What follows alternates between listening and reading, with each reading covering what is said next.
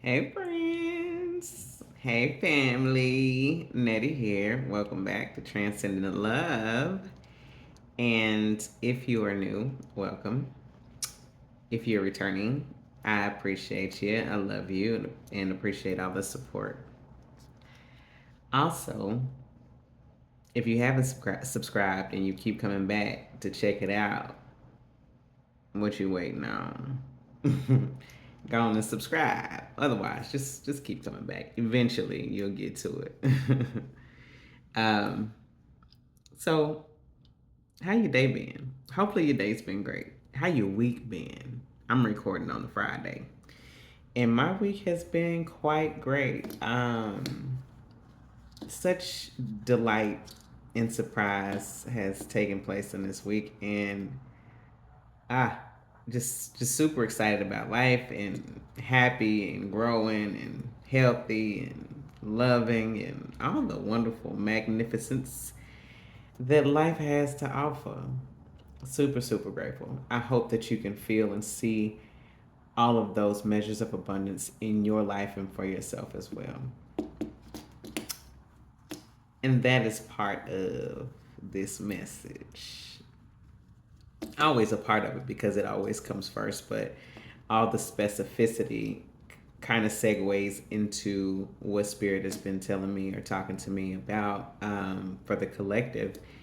And there's just this collective growth energy. You all are growing so much. We all are growing so much. If you're here, then you are for sure growing. And if you can't quite see it, just know it's happening. Those seeds are planted. You are listening for a reason. You don't just come over here just because you'd like to see me, or maybe you do. But but either way, you're gonna get this message. If you gotta see me, then you gotta hear me, and if you gotta hear me and see me, then you gotta get this message. How you love that? Happy growth and healing on your journey. um, but Spirit is just saying it was talking about more so the things that we consider trials or tribulations and hard times and struggles and those kind of things, and no doubt many of them are difficult. Some of them are, we just perceive them as more difficult than they are, but some of them are truly truly difficult. um, but they tend to turn out better for you, or they tend to go better and feel better if you do not label them as such. Because if you choose not to see them as difficult, then they can't be. So, challenge, yes. I always opt for a word that lends more to a more ease filled experience. Keeping in mind that your words have power and things can only be as you say and know and believe within that they are. So if you choose to say it's not hard, challenging maybe, yeah, then it won't be hard. It'll be a hiccup in the grand scheme of things. And you'll, because you feel, listen, because you feel better about it, because of how you've approached it and addressed it, then it automatically makes it a different situation for you. You got to attune your mind to that, because the more you choose to see things differently, the more they are. So, anyway, much more to that end, we're growing, we're doing all the things and taking all the measures to actually put forth a reasonable effort to actually change, to actually enjoy this life, to see its fullness and its greatness.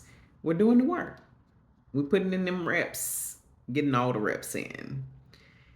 And in an effort to assist us, the universe or God, source, uh, always sends to us exactly what we need, which is another reason why I've got to be really super careful about how we are approaching things, because everything works out for your good. And if everything works out for your good, then how can it be bad?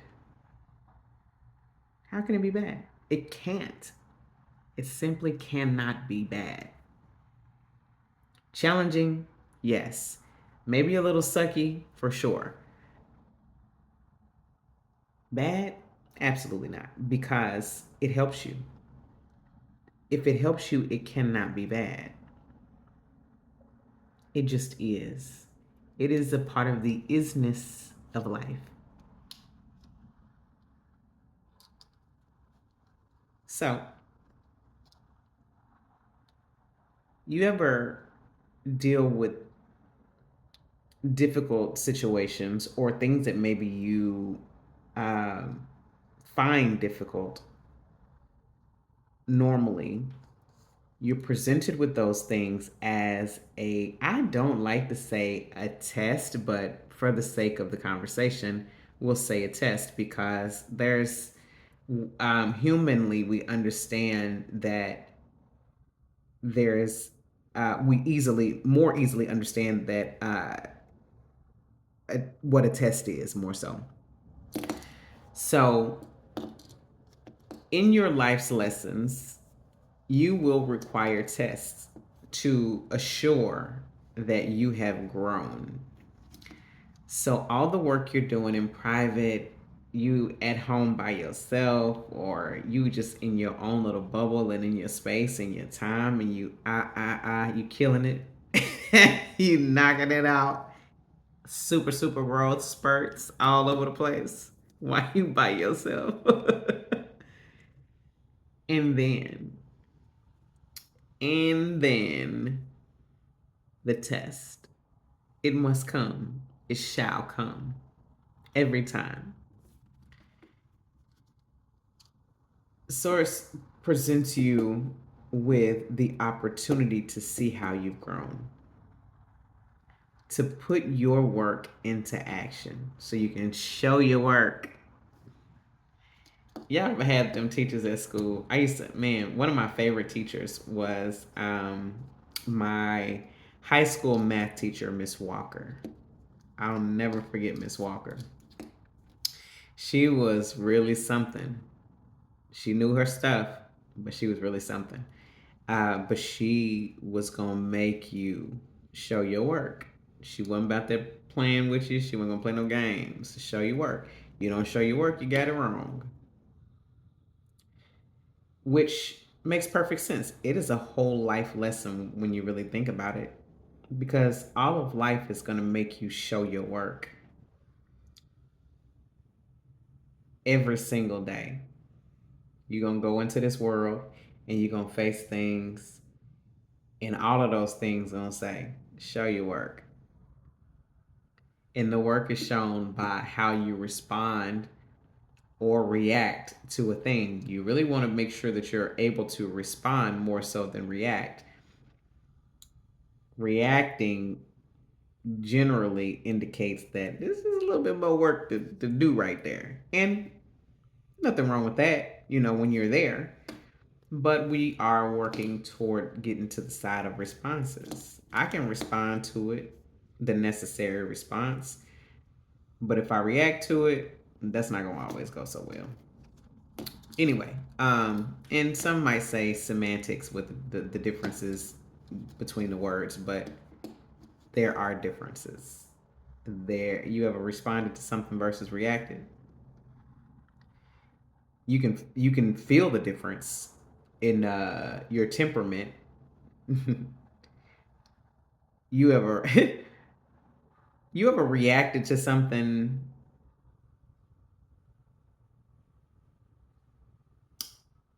from a place of rage? I'm pretty sure you have. Have you ever responded to something in calmness and in ease and in flow, everything about it is different. The whole feel of it is different. In fact, if you really want to kind of gauge the difference between a response and a reaction, the next time somebody tests your gangster,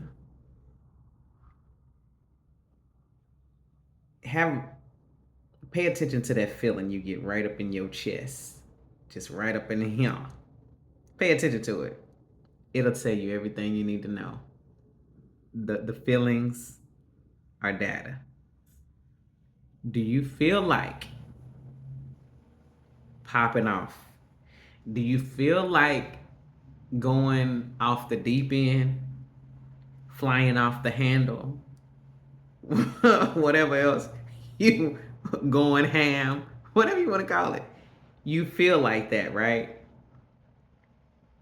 That would be a reaction. If you did that, that would be if you allowed that to fuel what you do next, that would be reactionary. But if you sit with it for a second and let it settle, because it ain't, that's not saying it won't be there. Okay, listen, people still gonna try you, and you still gonna feel the way at times about people trying you. When you sit with it, that allows you to actually respond rather than react. And that's gonna turn out better. Even if you thinking in the back of your mind, you got me fucked up, and who the fuck you think you're talking to, and you say, I need you to explain what it is that you mean by this. I don't think I fully understand. That first version would be a reaction. The second version is going to be a better response because it's asking for clarity. It is from a space of wanting to understand. Anyway, it's the small details that make all the difference. All that said, yeah, how you maneuver and navigate these spaces will show you where you are. It is a tale of how things are going in this growth and development area in your life. Um, and just because you react sometimes still don't mean that you ain't got it, you're not getting it together or like you're not growing. It just tells you, hey, I gotta be quicker on my feet to get that down, or quicker to leave that for a second, to sit with that for a second before I say anything. Or on the flip side, you might just got it in that area. Like, hey, you responded and you didn't react. Bam, I'm passing the test. Wonderful. So, yeah, there's that.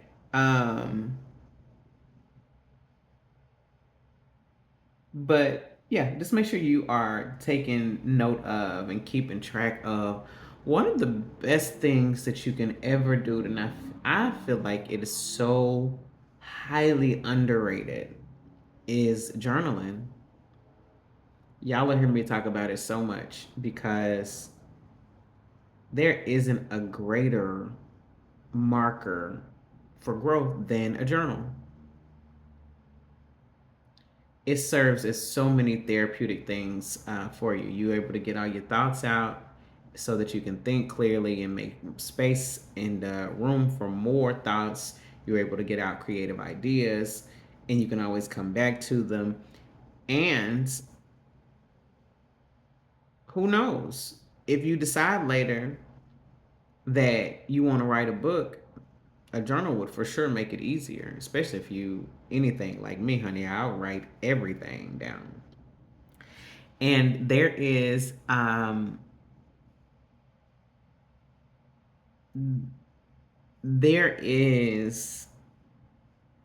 a, what am I gonna call it? There's an action based spirit, what's the words?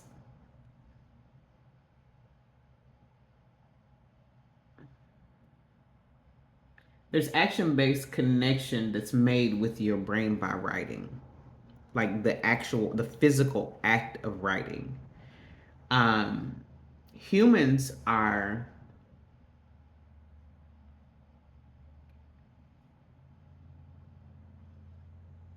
they take resonance and are triggered by action. So the physical act of actually writing it out, it is a brain connection that helps you to register and have more resonance with what it is that you've written, for one, but it just registers differently in your brain. Hopefully that makes sense. But yeah, it is something that that can be really good for you. I've found a lot of help, and a lot of my growth has come from me being able to write those things out. And for anybody that it is wanting to be able to take some active measures toward change, writing is going to be so good and so super therapeutic. You don't know how much stuff is in there until you begin to write it out. Um, I remember when I first got with my therapist, when I was seeing her early on, and she had suggested to me to start journaling again, I was just like trying to figure out how I was going to fit it into my routine. It felt like just another thing to do. And I didn't know where I would be able to consistently implement this as a part of my daily life. So I didn't just pick up on it super um, like immediately after we discussed it. But over time, I went ahead and did that, and I've been writing every day since. But one of the things I often use to describe the mind of someone who thinks a lot and does not write nearly the same amount, or doesn't write at all. If you can think of, you ever, well, yeah, many of you have seen a yarn ball, but a yarn ball is much neater than I envisioned it at that time. I don't even know how to, maybe a rubber band ball. Similar concept, but the rubber band ball is a lot more messy and a lot more entangled. So if you are a thinker, the web of your thoughts is very much like a rubber band ball. There are rubber bands everywhere. There are thoughts everywhere about all the things and all the different scenarios and all the cases and all of this and all of that. And it is just kind of chaotic in there. But because of that, writing is like you're taking whatever the end of the rubber band ball is and you're unraveling it, and it all is beginning to make sense. The more you unravel the rubber band ball, the more you're able to see each individual rubber band for what it is, how it is, and how it can work. You're able to see the finer details and the intricacies of the each rubber band as you unravel. They begin to take on a mind and an identity of their own rather than being mixed and mangled and entangled with all of the other thoughts that you're thinking, or the rubber bands. And you can easily organize them and place them out in a way that you can get some beneficial use from all of them. It's organizing all of your thoughts. You can see them on paper. You can think more about them. You can add more to each one in a very organized fashion. Even if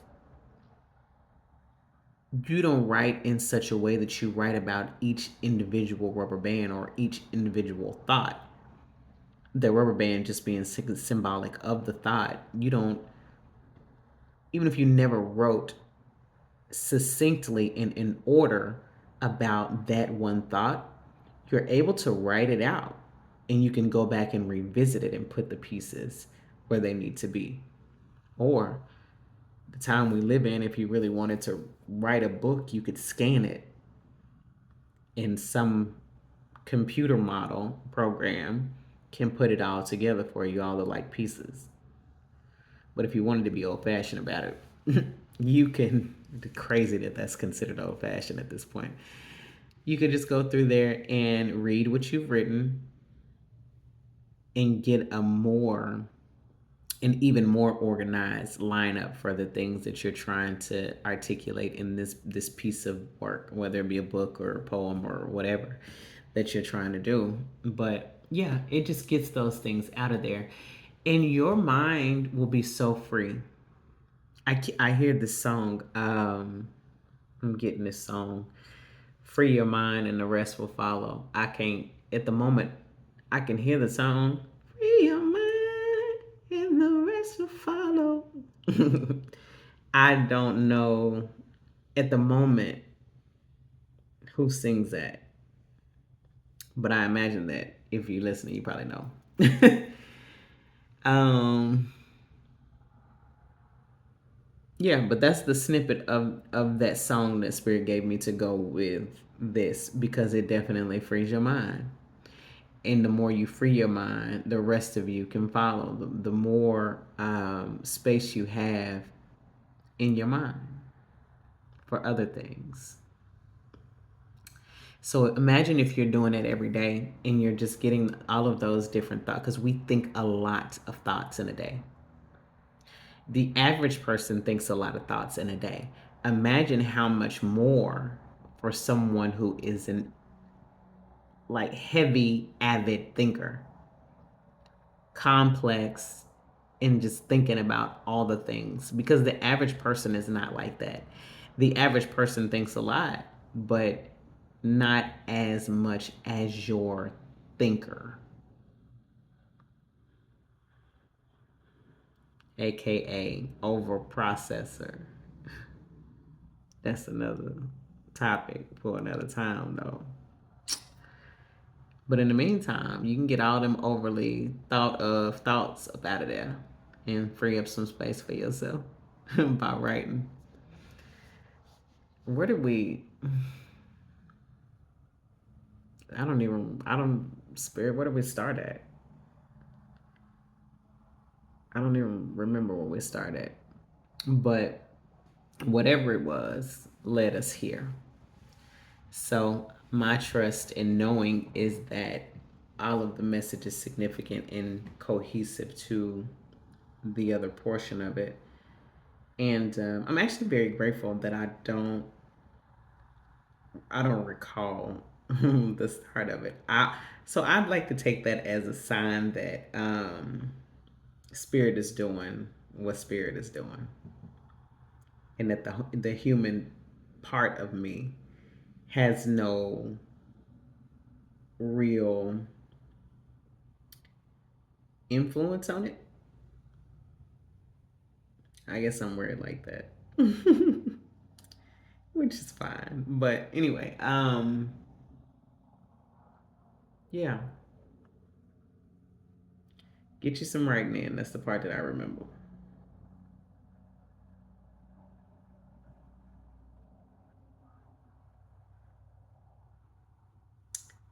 And all of that is the message. So I leave you this message in love and in light. And until next time, free your mind, and the rest will follow.